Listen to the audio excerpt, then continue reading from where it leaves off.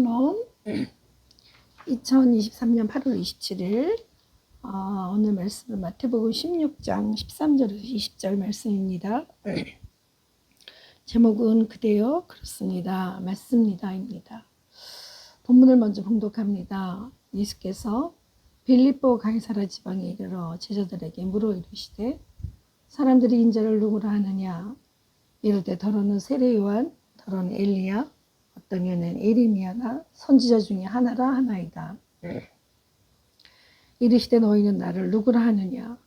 시몬 베드로가 대답하여 이르되 주는 그리스도시요 살아계신 하나님의 아들이시니이다.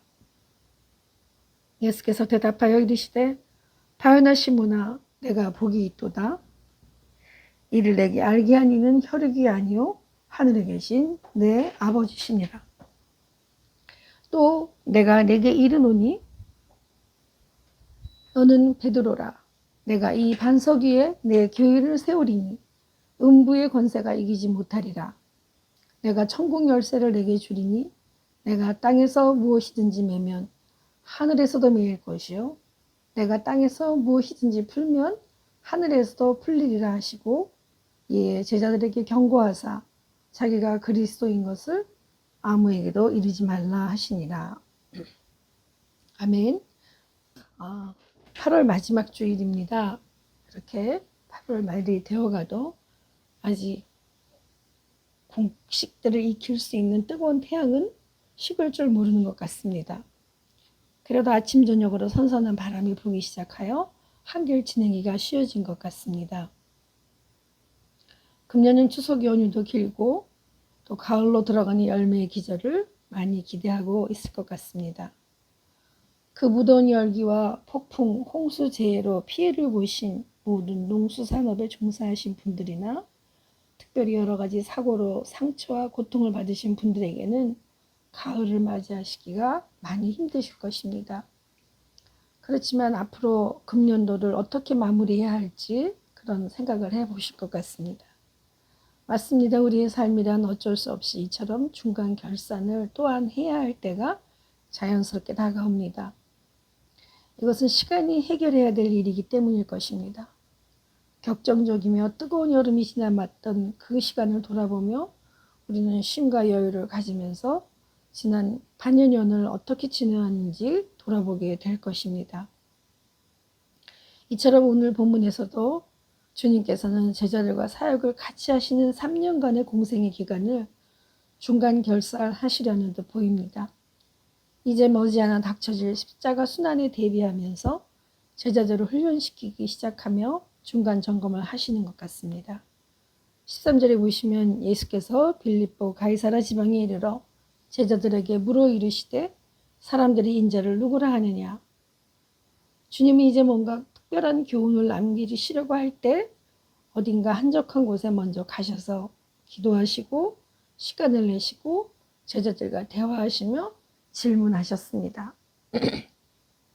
그래서 아마도 가이사라 빌립보라는 좀 먼 지방으로 가신 것으로 보입니다. 그리고 주님께서는 제자들이 주님을 어떻게 인식하고 있는지 물으셨습니다. 주님은 이제 짧다면 짧고 길다면 긴 그런 가르침의 시간 속에서 제자들이 경험한 주님에 대한 인식과 그들의 고백을 점검하시고 싶으셨던 것입니다. 그들은 주님에 대해서 주님을 세례 요한, 엘리야, 예레미야 선지자 중에 하나라고 한다고 했습니다. 그래서 주님은 그렇다면 제자들에게 너희는 나를 누구라 하느냐 라고 질문하십니다.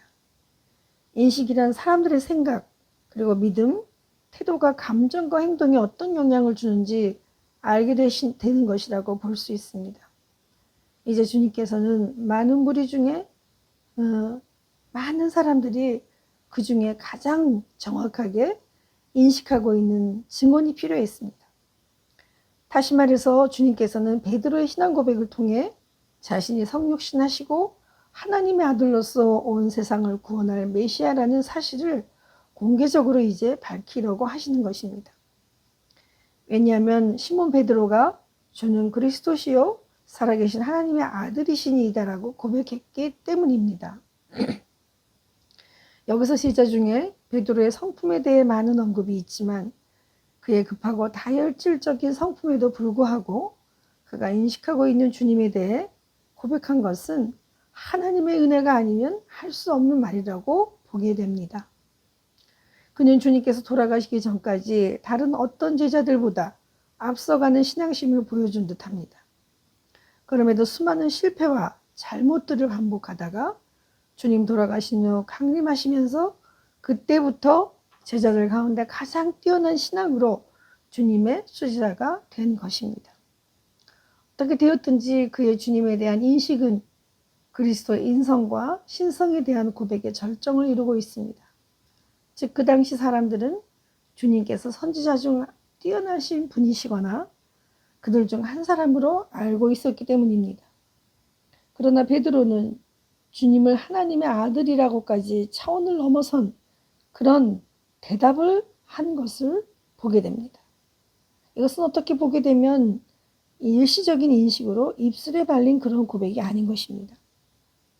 즉 입에 발린 칭찬을 듣기 위한 그런 고백이 아니라 사람의 지식으로 깨닫는 그러한 내뱉을 수 없는 정도의 정말 심도 있는 대답이었던 것입니다. 그래서 아마도 하나님의 마음에 맞는 적절한 대답이었다고 볼 수 있습니다. 주님은 그가 진심으로 말하는지 그렇지 않은지 알고 계신다는 것입니다. 맞습니다. 우리는 살다 보면 신앙 고백을 해야 할 경우들이 있습니다. 이것은 단지 신앙 고백을 위해 예배 시간, 우리가 같이 암송하는 사도신경을 외워야 하는 조건적인 상황은 아니라는 것입니다. 그런데 어떻게 보면 입술만의 고백이 아니라 심연 깊은 데서 나오는 마음의 토솔이라고 볼 수 있습니다. 암투병으로 고생하시는 목사님과의 대화 중에서 그분이 이렇게 전해주셨습니다. 항암의 후유증이 너무너무 고통스러워 이제 항암하지 않고 그냥 하나님이 부르시는 그 시간에 자연스럽게 가도록 아무런 의학적 처치를 거부하고 집에서 죽어가야겠다고 주님께 고백을 드리고 있었다고 합니다. 후유증의 고통이란 온몸이 떨리고 전기에 감염된 사람처럼 저릿저릿, 그래서 어떤 것을 먹을 수도 숟가락을 들을 수도 없을 정도로 그렇게 고통스럽다는 것입니다. 거기다가 구토와 설사 등 한 달 사이에 10kg가 빠질 정도로 치료가 힘들어서 그냥 기운 없이 죽어가고 있는 자신의 모습을 보게 되었다는 것입니다. 심한 격동의 고통의 시간이 지나고 쓰러져 눈을 감고 있는데 자신이 분리된 느낌을 가지면서 갑자기 자신의 육체와 결별해야 되겠다는 시간이 왔다라는 것을 직감하고 있었다고 합니다. 그런데 자신을 스스로 내려다보고 있는 자신을 보면서 참 그동안 고생도 많이 하고 애썼구나, 고생만 했구나 라는 생각에 한없이 슬픈 눈물을 흘리며 생각하고 있자 보니 주님의 음성이 들리는 것 같았다고 합니다. 자, 이렇게 이제 수고하고 고생했으니 이제부터는 너희 몸이 원하는 것을 해주고 너희 몸을 가장 많이 사랑해 주라는 주님께서 기뻐하시는 음성이 들렸다는 것입니다. 저는 이 음성은 그 엄청난 고통 가운데 들려주신 하나님의 밀도 있는 기도의 응답이라고 생각했습니다. 맞습니다. 신앙의 고백이란 삶의 모든 순간을 통해서 나오는 깊이와 심도 있는 엄청난 밀도 있는 고통 가운데서 나오는 토솔입니다. 그분은 이제 힘을 내고 일어서야겠다고, 일어서서 살아야겠다고 하는 생각이 순간순간 이런저런 지혜를 주시며 그런 방법들이 생각나게 됐다고 합니다. 그래서 이제는 조금씩 방법을 달리하며 힘을 얻어 밥도 먹고 적응하면서 항암 2차를 기다리고 있다고 하셨습니다. 그렇습니다. 진정한 신앙 고백이란 주님께 입발린 자신의 고백이 아닌 주님만이 알고 계시는 가장 귀한 심연 깊은 곳에서 나오는 고백인 것입니다. 잠언에 보면 여호와께서 미워하시는 것은 거짓된 혀와 거짓을 말하는 망령된 증인과 그 사이를 이간하는 자라고 하셨습니다. 맞습니다. 우리는 기도하며 주님과 대화한다고 하면서 정말 진심 어린 고백과 증언이 있었는지 말씀 앞에 비춰야 할 것입니다. 주님 앞에 진정 어린 고백을 한 베드로에게 주님은 칭찬하십니다. 그리고 그의 고백을 통해 교회라는 하나님이 거하시는 처소, 즉 신약시대의 새로운 장막을 세우실 것을 약속하시는 것입니다. 그러나 조심해야 될 것은 베드로라는 사람을 통해 교회의 건물을 세운다는 사람 중심으로 하는 그러한 비약적인 해석이 아닙니다. 이것은 반드시 하나님과 인간을 연결하는 장막으로 교회는 음부와 사망의 권세가 이기지 못할 것임을 선포하신 것입니다. 만약 베드로라는 인물에 의해 교회가 세워진다라고 하면 어떻게 사망 권세까지 이기신 주님의 권세를 함부로 남용할 수가 있겠습니까? 이것은 오직 그리스도에 의해서만 가능하다는 것을 다시 한번 확인해 주시는 것입니다.